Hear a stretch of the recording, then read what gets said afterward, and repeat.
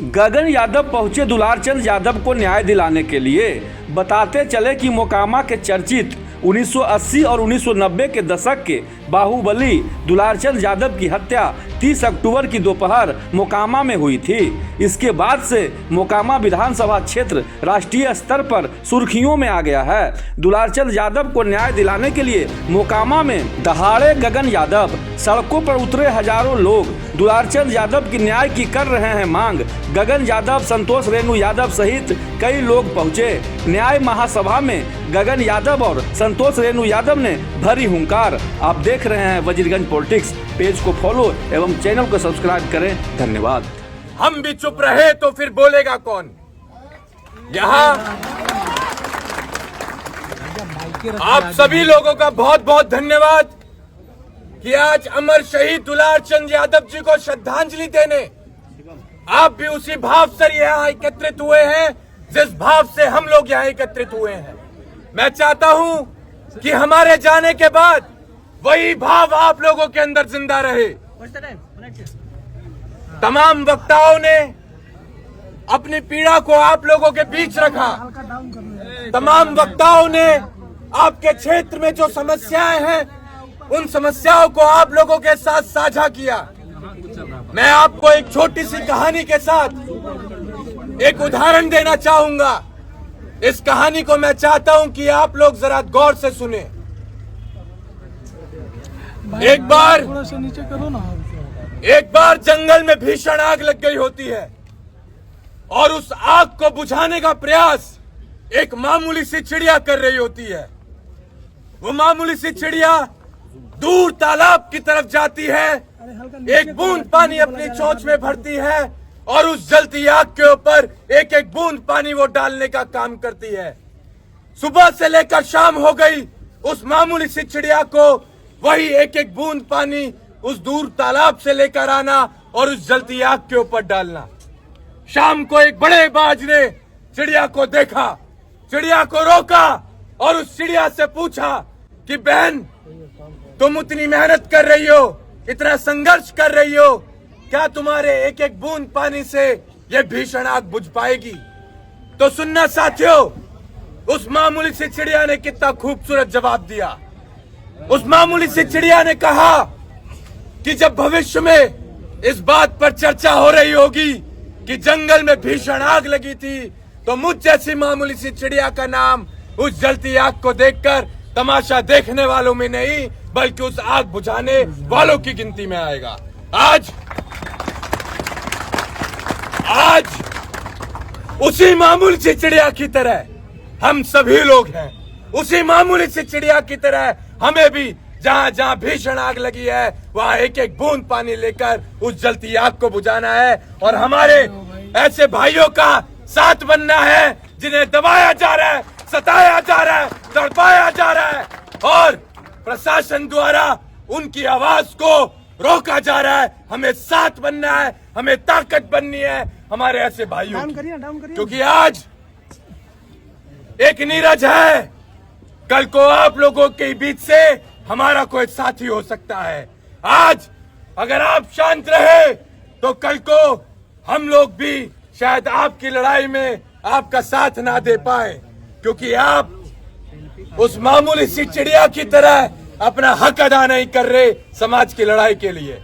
एक बहुत खूबसूरत शायरी है, इस शायरी के माध्यम से आप इस बात को समझने का प्रयास करें। अक्सर जब हमारे पड़ोसियों के घरों में आग लगती है, हमारे साथियों के घरों में आग लगती है,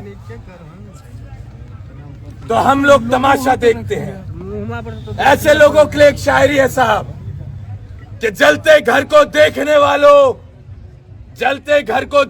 वालों फूस का छप्पर आपका है, आग के पीछे तेज हवा है, आगे मुकद्दर आपका है। उसके कत्ल पर मैं भी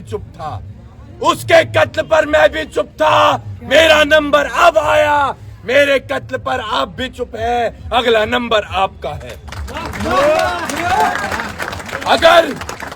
अगर इस नंबर को आप कटवाना चाहते हैं, इस नंबर को अगर आप कटवाना चाहते हैं तो जरूरी है आप लोगों का संगठित रहना। हम जातिवाद करने नहीं आए हैं साहब। हम जो संगठन चलाते हैं, हम पत्रकार साथियों के माध्यम से हम प्रशासन को भी बता देना चाहते हैं, हमारे संगठन में हर समाज का, हर जाति का, हर धर्म का व्यक्ति जुड़ा हुआ है। हम विशेष जाति का संगठन नहीं चला रहे हैं। आज आप हमें बताइए किस जाति में अन्याय हो रहा है, वहां हमारे पास तक अगर सूचना आती है तो हम पहुंच जाते हैं, क्योंकि हमें पता है जब तक हम दूसरे के घरों में जली आग को नहीं बुझाएंगे तब तक हमारे भी घरों में जो आग लग रही है उसे कोई नहीं बुझाएगा। तो हम यहां से ये संकल्प भी लेकर जाएं कि हम अपने समाज से तो मोहब्बत करें, लेकिन अन्य किसी जाति से हम नफरत भी ना करें। ये हम संकल्प लेकर जाएं, तभी हम आने वाले समय में इन लड़ाइयों को मजबूती के साथ लड़ पाएंगे और उसमें सफलता हासिल कर पाएंगे। हमारी संवेदनाएं हैं पीड़ित परिवार के साथ, लेकिन आप लोगों का अनुशासन में रहना वो बहुत मायने रखता है। यहां से जैसा कि हमारे भाई ने बताया, हम तो बोलकर चले जाएंगे, लेकिन हमारे पीछे आप लोगों को ही ये सब कुछ बर्दाश्त करना है। तो हम इतने गैर जिम्मेदार व्यक्ति नहीं हैं कि हम इस बिना जीभ की हड्डी को हिलाकर चले जाएं, कुछ भी बोलकर चले जाएं और खामियाजा भुगतना पड़े हमारे इन तमाम साथियों को। हम ऐसे नहीं हैं। हम आज आए हैं तो हम कल भी आपकी तकलीफों में आएंगे और हम आते जाते रहेंगे, लेकिन आप लोगों को भी संकल्प लेना पड़ेगा कि कभी भी कोई समस्या होगी तो आप ऐसे ही संगठित रहेंगे जैसे आप आज यहाँ पर संगठित हैं। आपकी आवाज को दबाया जाएगा, आपको तंग किया जाएगा, लेकिन आप घबराना मत, आप घबराना मत, क्योंकि जो डरता है वो कभी नहीं लड़ता है। निडर ही लीडर है। आप निडर बने, हम आपके साथ चलेंगे। आप हमें एक बार आवाज लगाएं, जहां आपको ऐसा लगे कि आप कमजोर पड़ रहे हैं, वहां हम आपके साथ आपकी उस लड़ाई में सबसे पहली पंक्ति में आपको खड़े मिलेंगे। मेरा ये कोई राजनीतिक क्षेत्र नहीं है, मैं इस प्रदेश से भी राजनीति नहीं करने वाला हूं साहब, कभी नहीं करने वाला हूं।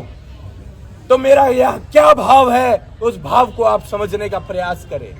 मैं यहाँ विधानसभा चुनाव, लोकसभा चुनाव लड़ने नहीं आया हूँ, मैं यहाँ आप सभी लोगों को संगठित करने आया हूँ, आप लोगों के अंदर वही भाव जगाने आया हूँ जिस भाव ने मुझे दिल्ली से लाकर आप लोगों के बीच यहाँ खड़ा कर दिया। मैं वही भाव आप सभी लोगों के अंदर जगाने आया हूँ। मेरी बस ये छोटी सी लड़ाई है। और मेरे फादर साहब कहते थे कि बेटा, जुबान से निकली बात, शरीर से निकली आत्मा और बंदूक से निकली गोली एक बार निकल जाती है तो कभी वापस नहीं आती। तो अपने लोगों के बीच जाकर वही बोलना जो तू कर पाए। मैं आज वही बोलकर जाऊंगा जो कर पाऊंगा। मैं अपनी आखिरी सांस तक आप लोगों के साथ लड़ूंगा। बस आप हमारे ऐसे भाइयों का कभी साथ मत छोड़ना। लड़ाई बहुत बड़ी है, अभी लड़ाई की शुरुआत हुई है, अभी लड़ाई बहुत बड़ी है और हम इतने कमजोर भी नहीं हुए, हम इतने कमजोर भी नहीं हुए कि अगर हमारा राजनीतिक दल मजबूत नहीं है, सत्ता में नहीं है, तो हम गुलाम बन जाएंगे। हम इतने कमजोर भी अभी नहीं हुए हैं। हम लड़ेंगे, हम दहाड़ेंगे, हम चिल्लाएंगे और अपने हक अधिकार की आवाज को हम हमेशा बुलंद करते रहेंगे, चाहे सरकार किसी की भी हो।